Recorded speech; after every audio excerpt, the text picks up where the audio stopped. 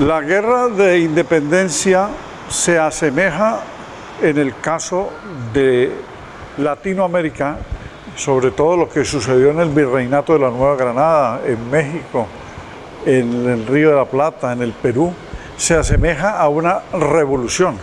Si bien es cierto que las revoluciones burguesas ya se habían dado en Europa, en el caso francés, y con la muestra del constitucionalismo consuetudinario de la revolución burguesa de Inglaterra, y se había dado una guerra de independencia en Norteamérica, las revoluciones burguesas de Europa, algunos autores como Anatoly Chugomsky las han comparado con la guerra de independencia, al ser una ruptura, si bien es cierto no interna, porque no era contra un poder nacional, sino que estábamos desprendiéndonos de la corona española, un poder externo, sometidos nosotros como una colonia bajo la égida borbónica, el manejo de los Borbones, sí se asemeja a una revolución porque se rompe con una clase dominante y se instaura un nuevo régimen y se cambia el derecho, se cambia la situación social, se cambia la situación política y la situación económica. Ese es un punto de comparación muy válido. Nosotros nos quitamos de encima literalmente al rey de España, el señor Fernando VII. Logramos con la guerra de independencia acabar con la monarquía, porque nos habían trasplantado una monarquía, aunque el rey nunca vino a gobernar, sino sus delegados, los virreyes. Por lo tanto, no hubo restitución monárquica. Pretendieron que no se realizara con el régimen de terror implantado por Morillo, por Pablo Morillo, desde 1815 hasta bien avanzado la década del 20, porque recordemos que el pacto del derecho de gentes que pretendió Bolívar con Morillo fue después de 1820. De esta manera, los españoles, por ejemplo, en este momento el debate es entre republicanismo y monarquía.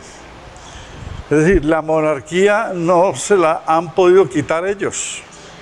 Se restableció el rey y las repúblicas que han logrado organizar han sido desmontadas, como sucedió cuando Franco y la guerra civil desmontan la República Española. Nosotros suprimimos al rey, suprimimos la monarquía y establecimos una república, porque Simón Bolívar era un republicanista.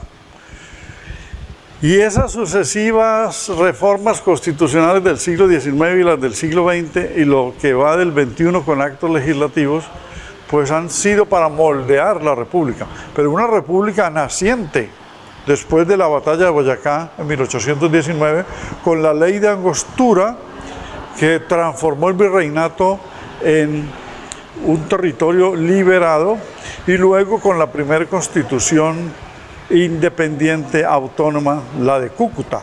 Entonces suprimimos la monarquía. Los españoles no han podido. En este momento el entrabamiento que tienen es precisamente porque la monarquía no deja avanzar ni a la democracia y menos a la república.